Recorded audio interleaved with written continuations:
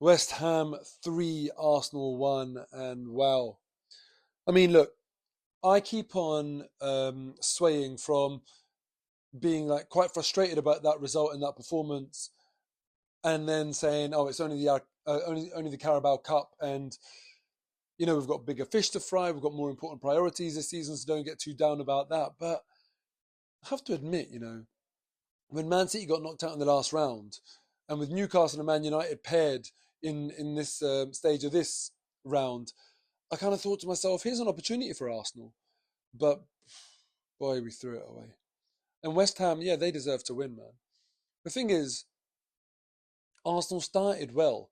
We had the vast majority of the possession. We looked dangerous. West Ham weren't really threatening us. But when that goal went in, where Ben White scored an own goal, and I'm not going to be too harsh on Ben White. If anything, maybe the flipping haircut deserved that own goal. But he's brilliant from corners. From attacking corners for Arsenal, he's brilliant. He causes the goalkeeper no end of trouble. And obviously, when that goal went in and Ben White scored the own goal, the Arsenal players complaining that the goalkeeper was impeded and that sort of stuff. Look, I don't think there was that much in it. Let's be really honest about this. Maybe a bit of a shirt pull, but Ben White does that every week. He does it week in, week out. He's quite smart about the way he gets in front of goalkeepers and pins them and frustrates them. We can't have it all our own way. I've got no real complaints. I mean, the second goal, Kudus, oh God, I mean, just poor. Really, really poor. That ball travelled so far for so long in the air, and, you know, defensively, just watched it go over your head. Didn't get tight enough at any stage. Let him kill it. Let him come inside. Let him take the shot. Really, really poor intensity on that defensive action. That was awful. And then with the third goal, look, do you blame Ramsdale? He should have done better in my book. And conceding 3 goals today, he will be absolutely gutted because, look, you obviously can't do anything about the first one. You might even say the second one is a fairly decent finish. But, this was Ramsdale's opportunity to, say, "Look, I need to be in this team." David Raya hasn't really done done himself any favours, I don't think, with a lot of nervousness at times, especially on the ball. But Aaron Ramsdale, this was his opportunity and it didn't go to plan. Simple as that. I don't think any of us can deny that. For me, this whole situation with the goalkeepers right now doesn't seem to be getting the best out of any of our goalkeepers. I called this weeks and weeks ago that if anything, I kind of feel like it might just burden both of these goalkeepers with a massive amount of pressure. People haven't stopped talking about it. And it's an age old thing, but when people stop talking about something like a price tag or a selection or whatever, that's because it's going right. No one talks about Declan Rice's price tag anymore, but everyone is talking about Kai Havertz. So that tells you when it's still a talking point that it's not going right. And for me, this Ramsdale Raya situation is simply not working out for Arsenal.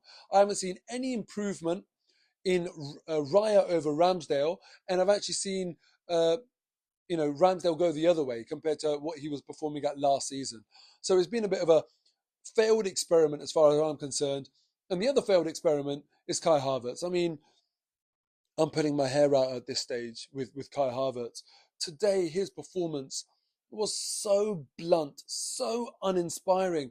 There's times where I want him to meet that ball with some sort of like aggression, going like really actively do something with that ball, but it's almost like he lets the game come to him rather than going and getting the game by the scruff of the neck. I try and stay away from doing that really annoying thing where you talk about body language too much, because we've had players in the past whose body language wasn't, that all blood and guts, like Mesut Ozil, for example.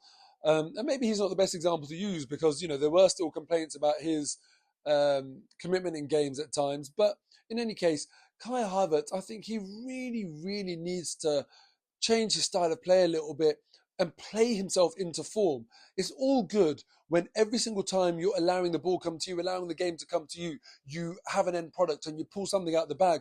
But he's not doing it at all. So I need to see more from him. I couldn't believe it when we signed him from Chelsea for the money we signed him for.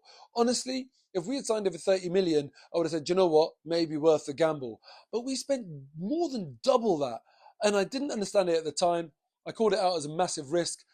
And honestly, I don't see how he can start. Reece Nelson today, he came off. I thought that was maybe a little bit harsh.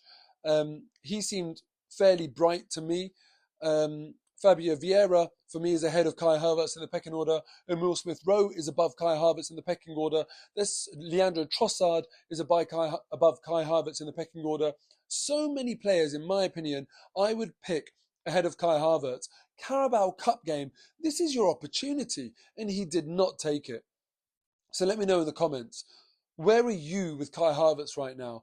Is it too soon to judge? Or actually, given that he came from a team in this league, he came from a team playing in the Premier League, should we expect him to assimilate to our club and our style of football a little bit quicker? Because he only has to deal with getting used to a new teammate, a new system. Other players have to get used to, a hell of a lot more than that. And for me, he's been really, really poor. Don't get me wrong, he wasn't good at Chelsea, but I don't feel like he was this bad. Chelsea fans, if anyone's watching, you can tell me whether you think this is the Kai Havertz that you saw, if he's gone down a level. Clearly he doesn't have confidence, and maybe that's why he's not decisive in his actions when he actually gets onto the ball. He was really poor today. Zinchenko wasn't good either. In fact, who was a bright spark for us? Other than Reece Nelson, I really, really don't see who was. Ødegaard hasn't been at it for a while. I really, really hope that his goal today gives him a bit of a kickstart, because, my God, we need him. We desperately, desperately need him. Arsenal have been really inconsistent with performances this season. Our last game we were going to win 5-0, albeit Sheffield United at home. This game we go and lose 3-0. Yes, I know we changed up the team.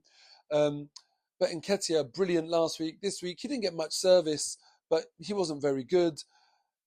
Look, I find it hard to judge Arsenal this year. I think overall, we're not as good as we were last year. But we still find ourselves competing at the top of the league, which I try and take the positives from that. And I say to myself that, look, if we're not playing well and we're still up there at the top of the league, when we do click into gear, then we should be laughing. But this opportunity to win a trophy in the Carabao Cup for me was one that I wanted to take this year, just to get that team used to winning, get them feeling like they're a successful team, because I was very aggrieved last season when we missed out on any silverware. So I was hoping for some silverware nice and early this season. But hey, it wasn't to be. Massive game coming up next in the league. Hopefully we can bounce back from this and continue the sort of form that we showed against Sheffield United. I'll see you tomorrow for my 5 at 5.